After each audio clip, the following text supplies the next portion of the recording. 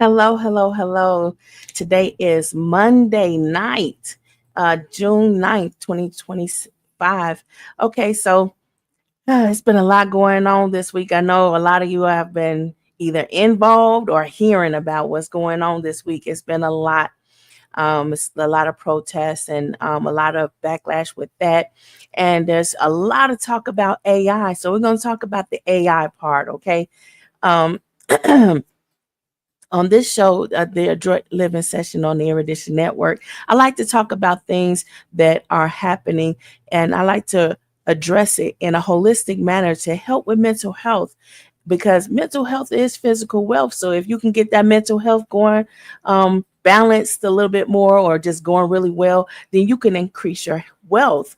So this is an interactive live stream, so feel free to ask questions or just chime in and say hello. If you are new to the channel, thank you for being here. Check us out. Like, subscribe, and ring the bell for notifications. Also, I remodeled the aquarium. So if you've been paying attention and you've been a viewer for quite a while, then you've seen the changes. Keep looking for me on other social media platforms.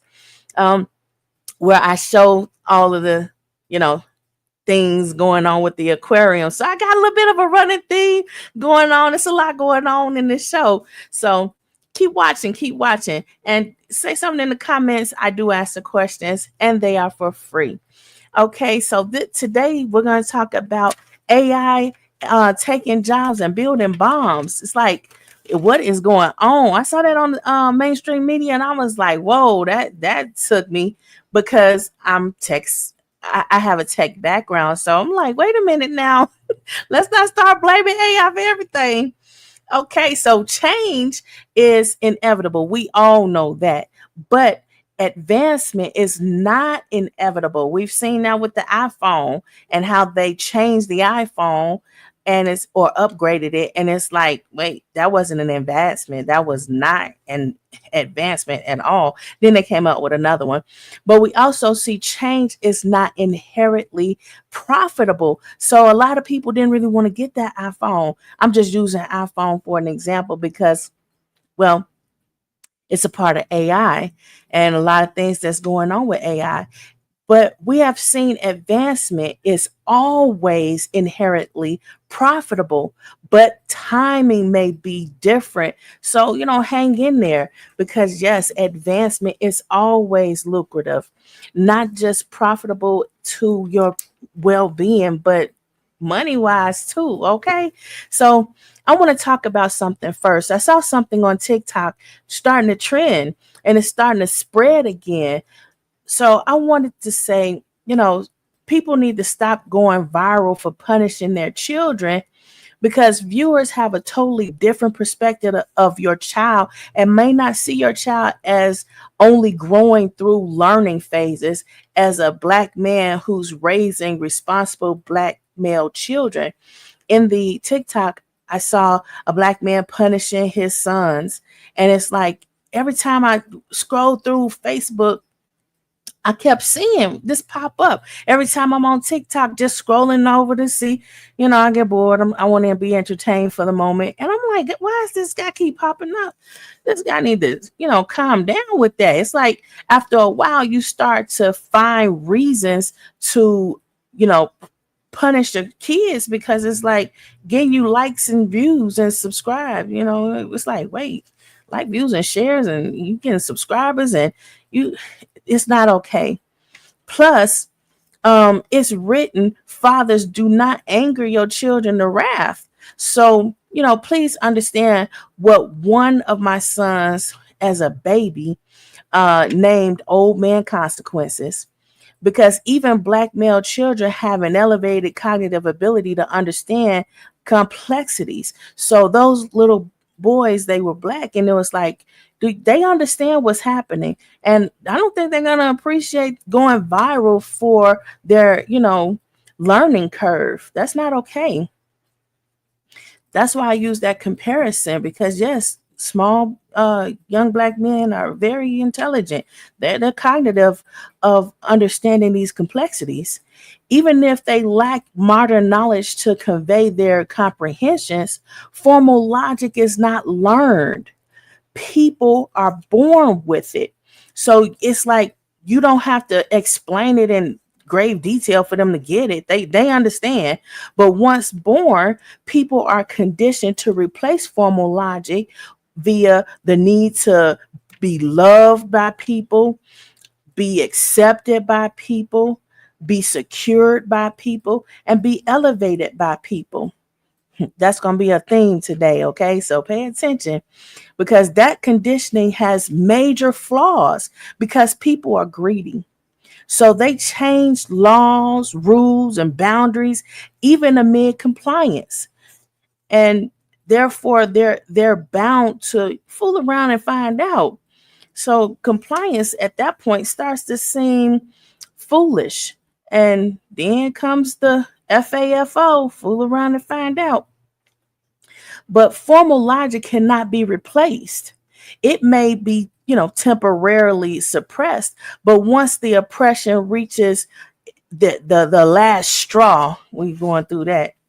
Um, some predators claim their victims lost their minds, while other predators claim their retaliation as evidence the victim deserved to be victimized, and grave consequences for now retaliating for the audacity to draw a hard line and say a hard line was crossed. So just because people don't have the cognitive flexibility in the moment and the developmental stages of their life to convey they understood the complexities of their experiences doesn't mean they didn't understand. But there's going to be a hard line drawn, and that's going to be that last straw. And that's when you're going to have some serious FAFO.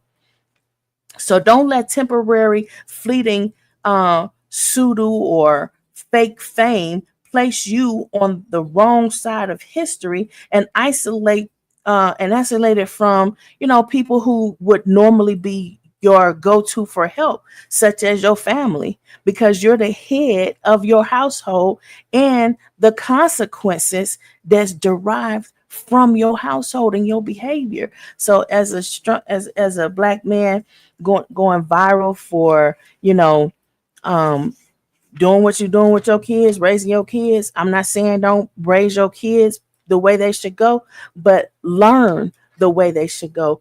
And I'm going to talk about it even more here, because I know I said that it's written, fathers, not to provoke your children, but it's written in the book of Ephesians, chapter 6, verse 4, the book of act right. That's all I'm gonna say. It's the book of act right. Some people say, well, we don't know how to act. Yeah, we do. Yeah, there's a book. I'm just saying it's a historical book. And it says, fathers, provoke not your children to wrath, but bring them up in the nurture and admonition to the Lord. That means fear and respect and followership of God. Imagine that there's a book that describes the roles of people and forecasts FAFO. Yeah, that book describes fool around and find out. So if you want me to break it down with you to modern times, read it first and let's discuss it, because it's not my role to or the role of others to tell you what message God wants you to take from old lessons so you can apply it in your unique way amid your chance and your turn in your purpose. But via discussion, you may find a bit more comfort in the moment. So I'm just saying, so let's get into the topic for today. Because no, I didn't come on here to, just to talk to that guy and all the trending TikTok and social media people who are starting to try to make that trend again. I'm just saying, yeah, that needed to be said. I hereby have to say rest in peace to my girl. Oh yeah.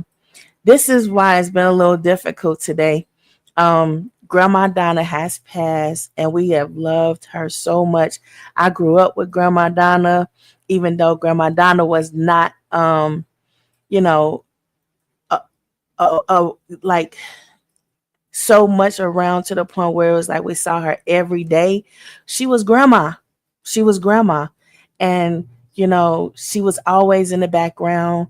You could see her in the back. She was always so humble, so meek. And she wouldn't say much to you. But when she did, it was so much love in what she was saying. And she had the best hugs. And she always had a warm smile for you. And she kind of like, fell back into a grandma role, which is not what we see a lot of grandmas do these days. They're way, way too involved, and the parents don't necessarily get a chance to be as involved in children's lives because grandma there. But grandma played her role, and she did a good job. Grandma Donna was a sweet spirit, and she always supported us, Eddie and I, when we was growing up. And she came over when we were going to prom. I didn't even know. I was still at the salon trying to get back to the house and take a bus to get back to the house from the salon. And when I walked in the door, Grandma Donna was there. Uh, it was just, it's a lot of memories with Grandma Donna. But she played her role so well, and I'm going to miss her. I love her something terrible. She would always comment on social media and everything. And it's going to be hard, but she's in a better place now. She made all the arrangements for her to go to the other side, and she was ready to go. So it's a sweet sorrow. But okay, back to the story of today's show. I can recall an old story in history, and the theme of it is I can't fight my battles like you would. I challenge viewers to watch my shows at least 3 times each and with a different perspective for understanding and increasing ability to be receptive, to go back to formal logic as the norm. A lot of the things we have been conditioned to nowadays, it distracts us from our formal logic, and it's causing an imbalance in our mental health. And without that balance, it's a lot of FAFO going on, and people just fed up, just on the last straw all the time. Like they can't get past that last straw. Everything is the last straw. It's tipping them over. It's making them imbalance. So, but be careful, because there are some others who watch my messages that I bring only to twist it around. I've seen some imitators out there, and they're not being fair with the message. They twist it, and it's really messing with people's mental health, and we really need not do that. But now, the old story that you may have heard, but not like this. So hear me out. A little farmer boy who wouldn't gain weight, who couldn't gain weight, and he couldn't stack muscles, but he always wanted to be loved by people, accepted by people, secured by people, and elevated by people. So he wanted to go to the battle like the other soldiers he called the people. They were the people. And the people laughed at him and ridiculed him. And he asked God one day. He wanted to fight. He kept on asking and praying, I want to go fight. I want to go fight. I want to fight like the soldiers. But he was a farmer boy. He was a shepherd boy. And he was out there just tending the sheep and warning off the wolves and everything. But it was nothing like the soldier battles that he wanted to be in. And one day, God answered his prayer. He got his answer, and he was able to go and fight. Now, this story is about David and Goliath. So David finally got a chance to go fight like the soldiers, and the soldiers ridiculed David. They was like, oh, they're laughing at him. You too puny. You can't fight. You can't even have the armor that we have. You can't, your head won't even hold the armor, our helmets up. Your little puny arms can't even hold up the sword that we have. Your little body can't even hold the armor to put the entire armor on to protect your body. And this giant is undefeated. like a too big to fail company, or gatekeepers, or boys clubs and glass ceilings. And my favorite thing to loathe, the system. So it was just like that. It's people who are going up against these major giants that's never been defeated before a person like David came along. So you have to imagine that when God answers a prayer, a heart's desire, he's going to make a way for you to accomplish the goal despite the ridicule. And just like David, all of those false boundaries only take a mustard seed of faith, and God comes in like a surgical whirlwind, moving things and turning things for the good of those who love God. Imagine that. And that's why David got his wish. Even though probably in the midst of it, he was like, man, I wish I didn't ask for that. Who wants that? Well, after David could no longer endure the ridicule of the people he so longed to belong to, he and be elevated by, he resorted back to his formal logic, which says, I can do all things through Christ. And he was like, God called me to this purpose to do this. So he started to remember his training and forget about people pleasing, forget about the fact that these boundaries have never, ever been successfully accomplished before him having to be put in this position. And now he got to go up against this big giant that's never been defeated alone, all by himself. He didn't need no help. I recall somebody telling me that most recently. It's like, you don't need no help. It's like she was attacking me. I'm like, my goodness. But anyway, it does jar you back to your formal logic and jar you back to remembering your formal training, draw you back to remembering your faith. And he put the weapons of the other people down, and he grabbed his own weapon, which was what he had to begin with. And it's like, people try to make you feel like you have to fight the battle that you're in the way that everybody who's ever fought that battle that you're in, the way they fought it. And that's not true, because your weapons are specifically designed to do a particular purpose. Sometimes that purpose is to emphasize God can do anything, just all kinds of miracles. But he put those weapons away that those people ridiculed him for not being able to properly use. And he picked up his own weapon, his little slingshot. Now he looking for a rock, and everybody's laughing at him. You can't do that. You don't know what you're doing. That's not the way to do that. Have you ever heard that?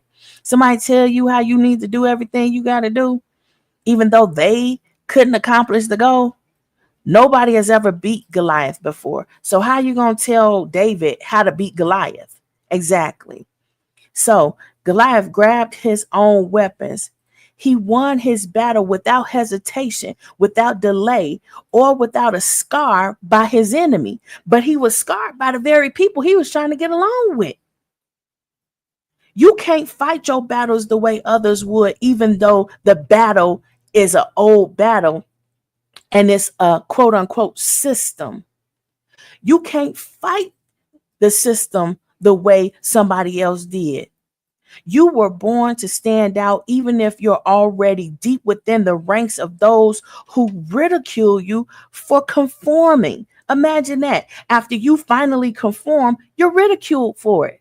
David was ridiculed for conforming.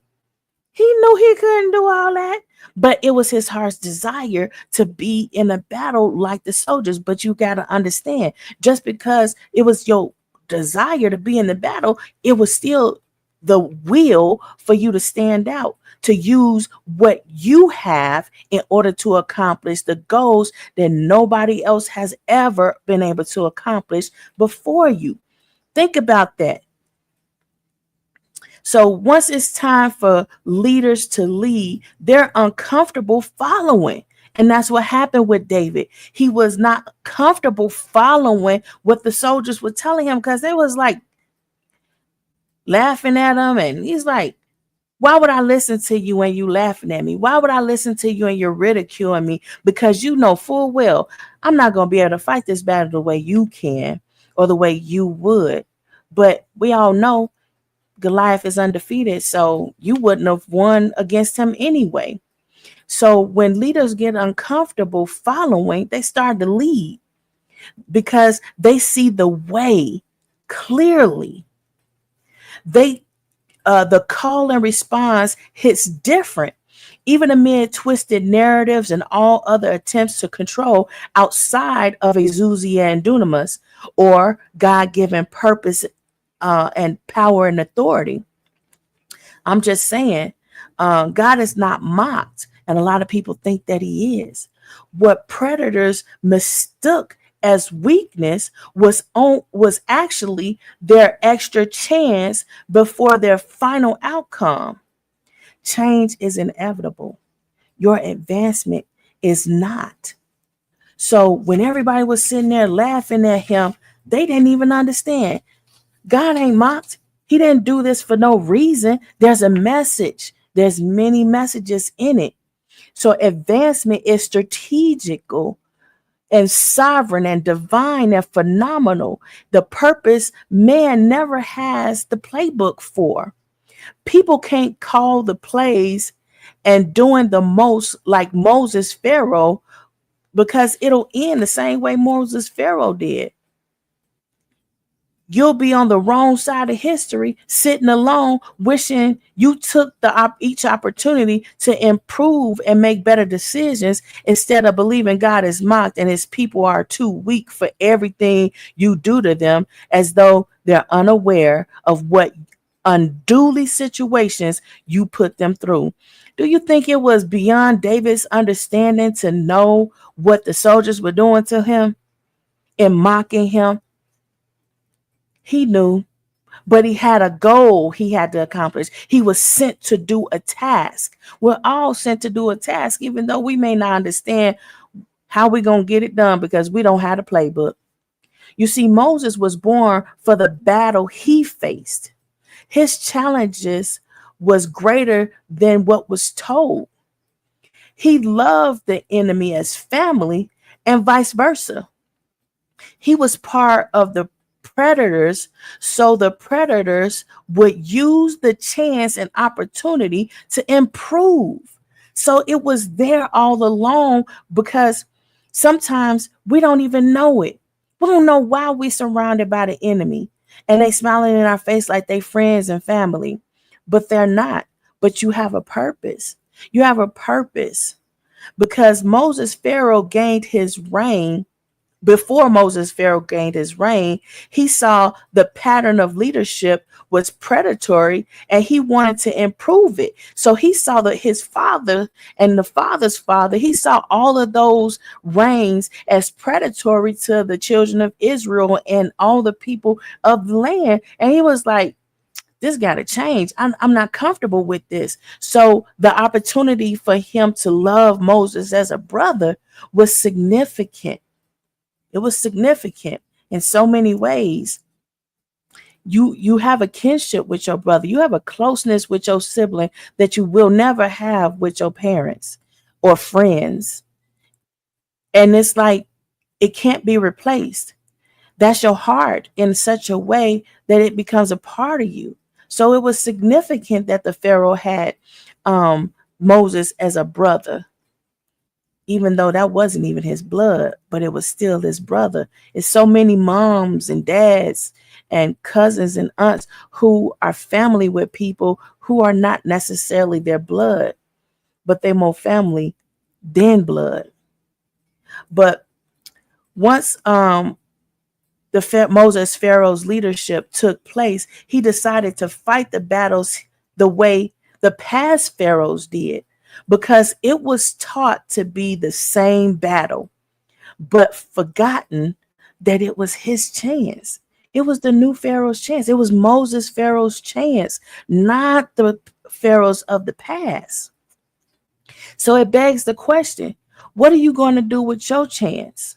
Are you going to be David, or are you going to be Moses Pharaoh? Don't focus on the messenger and become distracted by the facts. This is your chance. Rewind until you get it. Rewind until you understand what I just said. This is your story. Tell it while you have breath. It's a lot of people passing and they don't have the opportunity to tell the story. So the story gets twisted. You don't know what your purpose is. Okay. Moses didn't know either. It didn't stop him.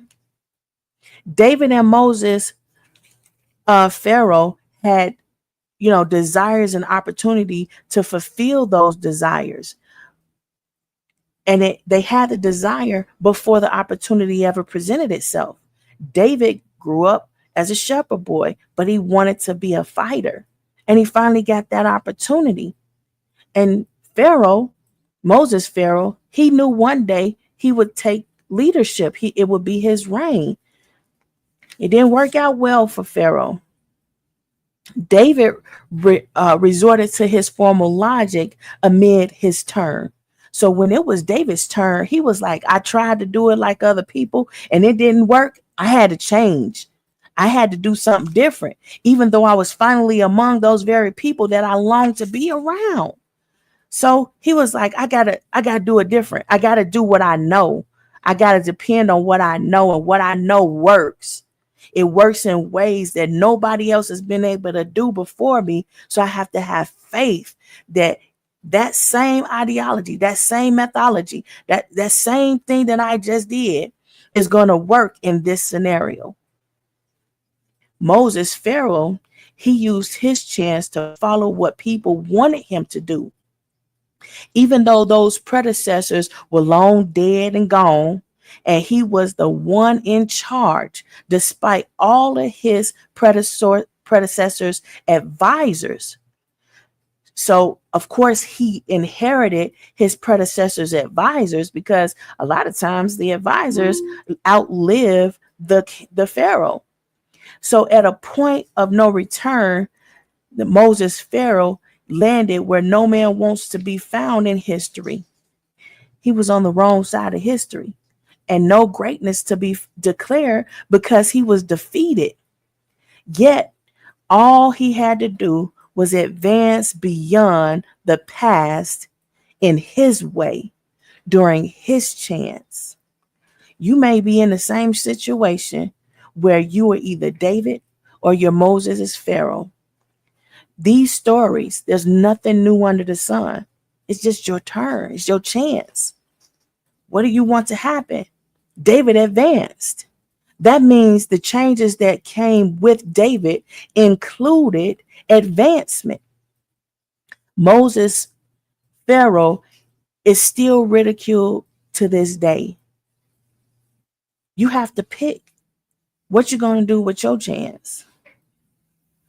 Whether it's AI taking jobs and building bombs, or your role as the head of your house, or leadership role out in government or in law, or whatever the role is. Don't let excuses lead you to change. Be led to lead desirable advancements. Don't be a laughing stock for all the time, even after death. The running theme is, I cannot fight my battles the way you would and win. Because let's face it, the Pharaoh didn't win. David won. Even though he was like the least likely, it wasn't even 100-1 odds for David. They was like, it's a sure thing, David's gonna die. And it's like, a lot of people are saying things like, oh, AI is the one that's taking jobs and doing all these. It's not AI. AI is a computer program, and the computer program is not programming itself. It's people. It's people behind the computers. Go and watch some of the episodes I did previously where I explained the quote unquote system, where I explained how computer programming was developed and how the computers became popular and widely used. Go back and look at it, because a lot of people are having this misdirect, and it's really messing with people's mental health, because there's no truth to it. There's no truth to it. If ever, will ever get to a point where artificial intelligence, AI, would actually be advanced enough or intelligent enough to create a program on its own, I would have to say it wouldn't happen in white corporate America, because the way that these things are set up, a computer is strategically logical, and there's no way for you to write a program or explain the lopsided logic to an artificial intelligent program that will write the program in a way that it will specifically target those people that white corporate America don't want to be in white corporate America. There is no way possible. And it's because computers will come to understand it's illogical. Is no profit, is no advancement in it.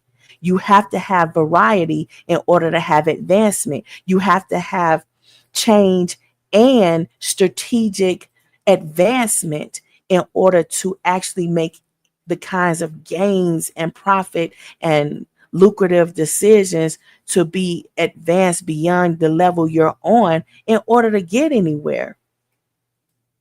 It's like when Einstein was talking, a lot of people didn't understand what the heck he was saying. When the man who knew infinity started talking, a lot of people didn't understand what the heck he was saying either. It happens that people say things in an era and it's beyond those great minds in that era. But as time continues to move forward or just move, then it becomes more evident what's being said and what's being done. Speaking of time, I often wonder if time is not linear for God. Is it also not linear for the devil? Because it seems linear for man and limited. I'm just saying, we limited. We don't borrow time. Linear time, meaning time does not necessarily flow sequentially from past to present or future in a straight line. From past to present to future in a straight line. So it's not like you're going and taking the past, present, future, and it's all happening in a straight line. What's happening is it's it's instead is perceived as a non-sequential event, with events potentially existing or happening at the same time. So this is the straight line, but you see here where the T connects, it can be that interception and that connection where it starts to then turn. And because this is the way some people have come to understand time, we have great movies that point out different things like time travel, because they understand that it's potentially time is potentially events that exist or are happening at the same time, or even being interconnected across different points in time. This concept challenges the traditional linear view of time. So that's why it's so many great movies out there that's talking about time. And it suggests that even the experiences may not be confined to a fixed sequential order. So a lot of times people are like, well, I wish I could build a time machine and go back in time and change some things. But a lot of people understand that there's a fixed point in time you cannot change, because certain events have to happen in order for the next event to take place. For example, a lot of people would probably like to go back in time and change a lot of the things in history that had anything to do with the civil rights movement. We're seeing a lot of protests and things based on civil rights and trying to renege those rights. So it seems like, some people might even have the idea to go back and make that alteration. But if it was not for that alteration, America would not be the lead in the economy when it comes to finances, when it comes to manufacturing and things of that nature, because it needed that change to take place. Because prior to that, there were monarchies and kings and leaderships overseas, and those leaderships had particular set methodologies that were in place. But when people fled to America or migrated to America, they had the concept that they want to get outside of that kind of confinement because change was not inherently advancing the people in the way they wanted to advance. It was actually more restricting.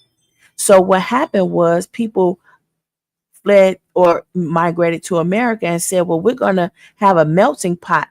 And in this melting pot, we're going to have diversity and we're going to take influence from strong, intelligent minds. And we're going to build a community, a, a, a, a, a country, even where advancement is synonymous with change, as opposed to change just being inevitable.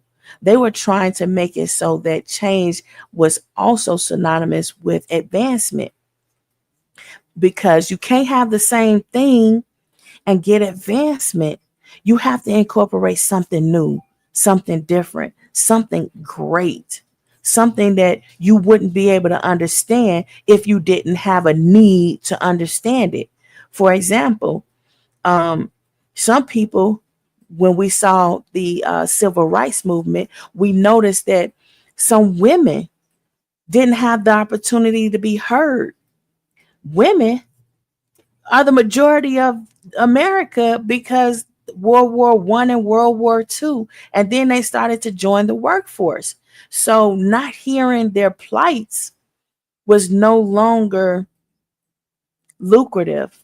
It was no longer considered an advancement. It was then noted as only change, because now you had a bunch of men who would return from war and they're handicapped because they have one leg or one arm missing, and they're still trying to work machines in industrial organizations and warehouses, and they can't function in the way that they needed to function like they would with two hands and 2 feet.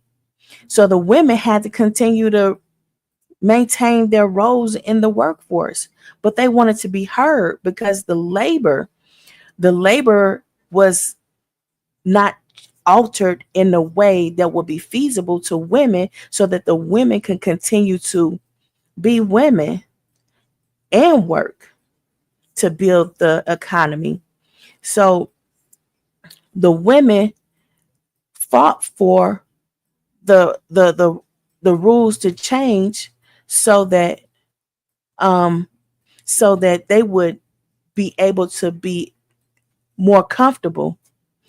But what happened was a lot of people wanted to take that back because they don't really want the women in the workforce.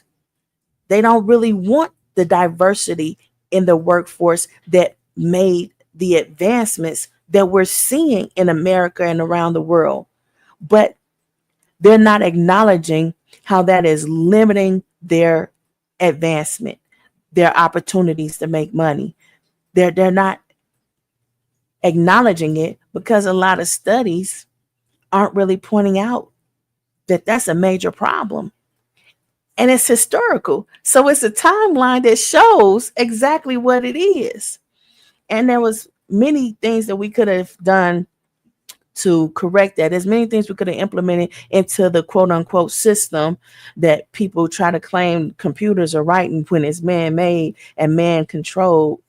I'm just saying. But these are consequences, and human consequences, and how people experience a moment in time plays a role in how humans perceive time.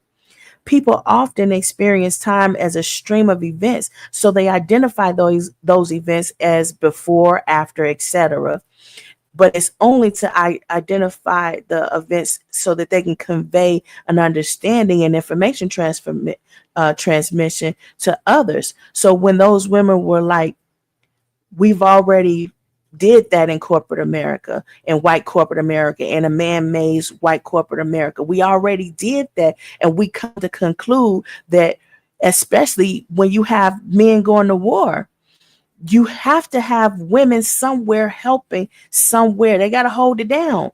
So you can't isolate the women the way you really want it in white corporate America that's made of just men, and the men are the end all, the be all. You cannot have it that way. Einstein's theory of relativity explores the idea of space and time, and even identified time as also being a possibility of being intertwined with space, and informing people that the concept of a singular fixed present can be challenged. So we get jokes about, time traveling through time and space and changing the past, but a lot of people are implementing those ideologies in the workforce right now today. And it's like, wait a minute, did you learn? That's why it was relative for people to point out that these particular changes had to take place. It was a fixed point in time. So even if you was to like go back in time and try to change certain things, you would not be able to change um, women's rights and diversity and inclusion, because those are pivotal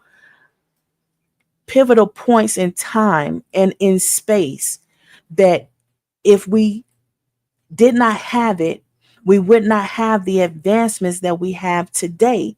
A lot of the advancements that we have today came from women being at work, African American people or Black people or people of color or the marginalized communities being in the places and positions of power to make advancements, to encourage advancements, to create and develop and perpetuate those advancements. I'm just saying, some people believe time is, cyclical, and not linear. Um, a lot of people in the churches identify time as seasonal, as in cyclical. And it's like, oh, well, this is the season for, this type of leadership and this type of, and they themselves are excluding the women's voices, excluding the women's work, excluding the women, period, because there was a time that they didn't understand. But now we're starting to see, okay, maybe we're going to start including their voices because they have significant value. And that's why a lot of people with this new Pope, Chi-Town Pope, uh, they are acknowledging that he acknowledge the fact that women in the spiritual world, in the churches, because the churches lead by example, and they also have influence in the industrial workforce and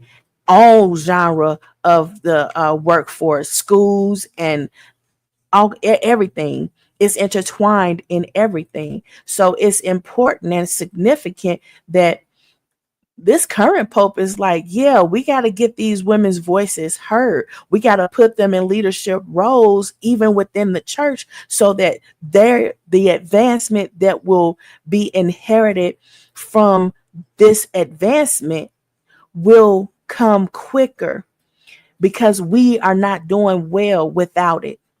We are not advancing the way we could without it.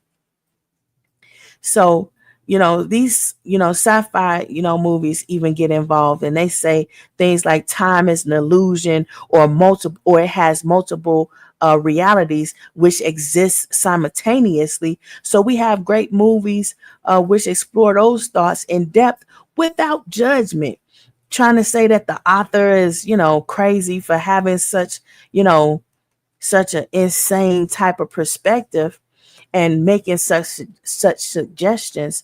But at the same time, those suggestions need to be explored, because if we would have explored things at depth when Einstein was alive and his theory of relativity, time and space, maybe we'd be in a much better place, especially with entertainment, because these movies would be so much more advanced.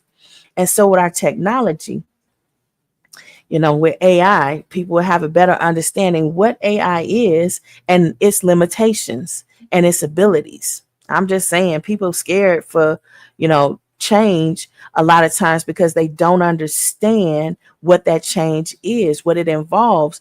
And I'm going to tell you right now, AI is not just change, it's just another computer program, period. It's another computer program that's supposed to make life easier, but it's also still controlled by people. So you have to watch the people that you put in the leadership or computer programming positions, because they're programming these artificial intelligent programs. I'm just saying. But, meanwhile, no one can live their life waiting for everyone to understand them. Einstein couldn't live forever waiting for everybody to understand him. The man who knew infinity, he couldn't live forever waiting for everybody to catch on. Jesus, he showed it, and he wasn't trying to stick around. He came back, but he was like, I'm not staying around just for y'all to try to catch up. And I'm just saying, in case you was wondering, what would Jesus do? Because I remember a story in the Bible where Jesus was talking to fishermen and farmers, and they didn't understand what Jesus was saying. He was like Einstein to them. He was like, you speaking in parables, we don't understand. And a lot of times people in this modern day and age, they don't want to say, I don't understand what you're saying. I don't understand your logic. I don't understand the correlation and relativity to what it is I'm trying to understand, and why you made those comments that you made and those suggestions that you made. They're too prideful. They don't want to say, I don't understand. So I'm just saying, it's not new. Is not news, and it's difficult trying to wait for people to catch on to understand. So a lot of times I try to be really nice, and I'll smile, and I'll try to repeat what I said and try to make it as plain and clear as possible, because it's necessary for advancement, and you don't want to advance alone. You don't want to be in a position where you're valuing the wrong thing. And I've said it before and I'll say it again. I don't value material things, because material things will burn and perish. Whereas a soul, it can burn, but it will never perish. What does that tell you? That tells us all that a soul is far more valuable than anything else in this existence. There is nothing more valuable than the human soul. So when we're sitting here and we're combating one another and saying things like, you know, you don't have a place here. There's no value in your presence. There's no value in your input. You having the same degree as I have devalues my degree. You graduating from the same school that I'm at, that I represent, or whatever it is, and that you don't want them to be affiliated with you, because you feel like it devalues them, because you feel like it devalues you, and it devalues the club, or the boys club changing, the glass ceiling is breaking. You feel like you can control that if you can control them from being associated and affiliated with it. Meanwhile, there's advancements that would never have taken place that will bring a particular value to what you're affiliated with, and all your hatred, that would never have taken place before. For example, when I wrote my PhD dissertation to help advance the industrial workforce, it wasn't specifically for my local community. It wasn't for the military, because I'm military affiliated. It's not, or I'm military spouse. It's not because government, it wasn't specifically catered to government, because, oh, now that we're retired with government, it's not particularly catered to African Americans because I'm African American. It's not um, specifically catered to Chicagoans because I'm a Chicagoan. It was for everybody. And that's why it went viral. That's why it went global and international, because the international association and affiliation, which needed the advancements because the global economy was failing without it. People, people were losing financially, mentally, physically, without it. So it was invaluable that that contribution was made. And the reason why I did it in the way that I did it, I went to an online school, is because everything can be tracked from the computer. The World Wide Web is amazing, and you can find whatever you're looking for if you looking and you're on the World Wide Web. You can find everything I've ever written that was done online in an online school. And from there, you can chip in on making the advancements, as far as, waiting for somebody else to find you and hype you up and put you on. No, you don't have to do that anymore, because we have computers. And because this particular methodology served the purpose way back in the 80s that this particular precedent was set, it's been graduating people in a way that any other advancements has been unable to do before computers and the World Wide Web. I wrote in a scholarly acceptance a few years back, I think it was in 2016, and I said I wanted to help advance online schooling because people need to know about this, because a lot of people were being preyed upon. A lot of people were being distracted from going to participate in online schools, but they didn't have any idea. They had no idea the advancements that it was bringing. And the advancements that it was bringing was an open eye. It's a whole new world. It's a digital world now. That started many years ago, way back in the 80s, early 80s, where it started to really take shape because more people were able to afford it other than IBM companies. Now everybody has it. And it's invaluable and it's important because you can find the facts and you can make the correlation for yourself. Who wrote it first? It's not about who did it best. It's about who wrote it first, because that is where you need to understand where the advancement is coming from. It's not the change, because everybody else just brings change, which is not inherently synonymous with advancement, with money that you're looking for when you make or implement these changes, when you're developing these changes. It's not the improvements that you're looking for when you think, oh, this is going to change my life. No, it changed your life, but it didn't advance your life. It didn't improve your life. It only changed it. And there's a learning curve with each change. So why not make sure that the change that you make is also an advancement? Go back and find things that I've written. Go back and find, you have my name there. Go back and find what I did.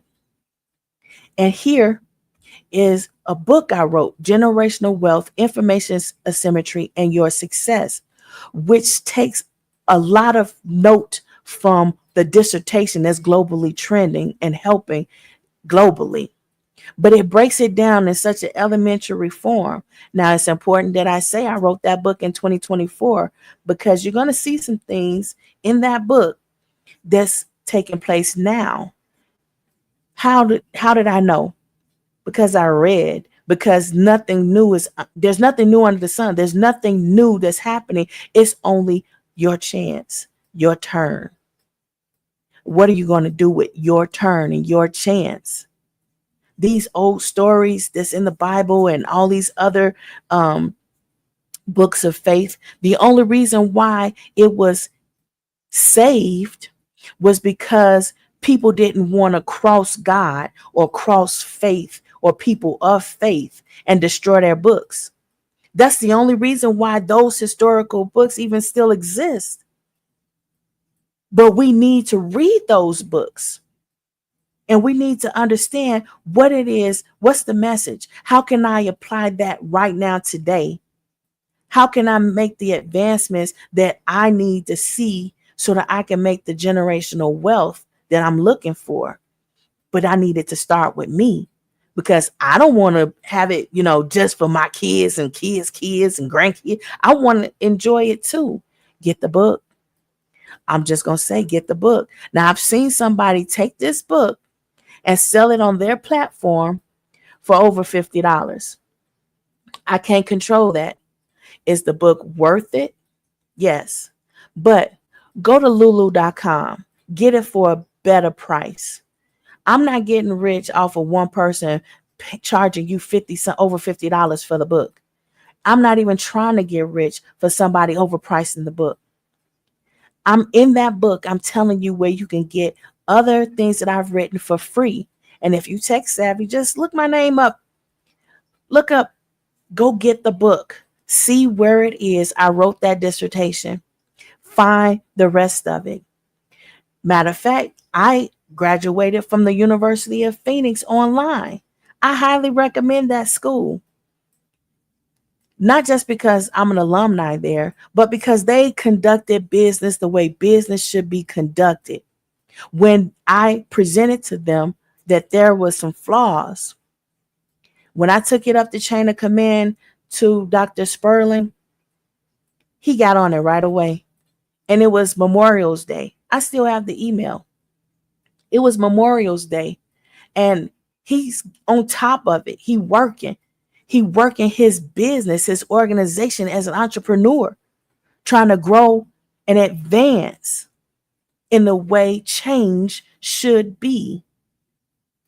He understood the advancement and opportunities of the online schooling and computers, period. He understood. And he didn't let that be tarnished. I don't work for the University of Phoenix, and I don't care if you attend the University of Phoenix. I don't have any association with it, but I'm telling you what I did and what works. And if you want to find anything that I wrote, you can start looking there, and you can go get this book to see where I wrote something else that's globally trending. Find out how it can help you. And I'm going to do a show that's going to give you an exclusive sneak peek. I already did something, and I showed something on my social media page on Facebook that gives viewers a bit of a sneak peek as to what is in that book. And I'm going to do it on this show because I can't just do it exclusively for the people who following me on Facebook. But if you following me on Facebook, you've seen it. And you might get another exclusive. So you got to hang in there. Life keeps happening. I'm doing different things and I'm doing a lot of things in the same time. I'm multitasking. I got to keep my brain synapses popping so I can just stay sharp, stay ready to do more, to implement more advancements and help improve things in ways that were not done before me. Some people may ask, well, how did you make these advancements? Why? How is it that you were able to do it when other people who came before you were unable to do it?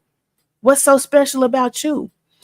I know a lot of people say things like, legacy members and nepotism and all that stuff. And they talk so poorly about these things. But the matter of the fact is, when you spend your life, a lifetime in a particular field or topic, because that was a family legacy, then you kind of grandfathered in on understanding some things in depth that no one else would be able to understand the way you do. So you're able to encourage, motivate, cultivate, and even develop phenomenal advancements that are not just advancements, but lucrative changes and improvements that a lot of people are going to want to jump on and harp on when it's their turn to lead. But they need the advisement of somebody who knows what they're doing because they've been there. They've done that. They might be in the background somewhere, but I'm coming out of the background and I'm showing you, I'm telling you, I'm trying to share with you, and this is free. But get the book. The book isn't free. But the writings that I tell you about in the book that I did, I'm leading to the stuff that I wrote that is free. So look me up, find what I wrote, help yourself and help your family. Don't let nobody tell you what you can't do. Fight your battle the way you would, and you can win. But if you fight the battle the way somebody else will fight your battle for you, you might be a Moses Pharaoh type situation where people be laughing about what you did for all the time, long past you being dead and gone. Be more like David. See that it's not working. Take the steps to improve it. And remember, computers don't program themselves. People are programming the computers. Go back and watch some of my episodes. Until next time, remember, mental health is physical wealth.